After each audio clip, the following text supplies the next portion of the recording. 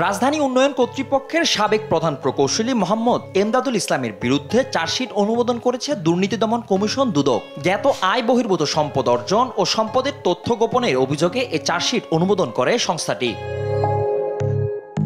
দুদকের তদন্তে আসামি এমদাদুল ইসলামের বিরুদ্ধে জ্ঞাত আয় বহির্ভূত 51,44,900 টাকা অর্জনের অভিযোগ আনা হয়। বৃহস্পতিবার সংস্থাটির পক্ষ থেকে এই বিষয় নিশ্চিত করা হয়।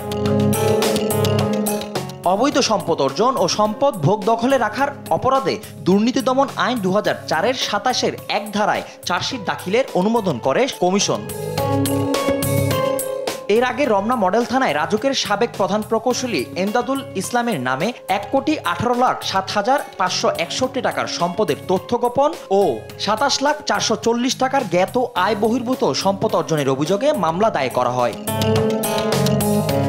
ফজলে আদিত্য, দেশ টিভি, ঢাকা।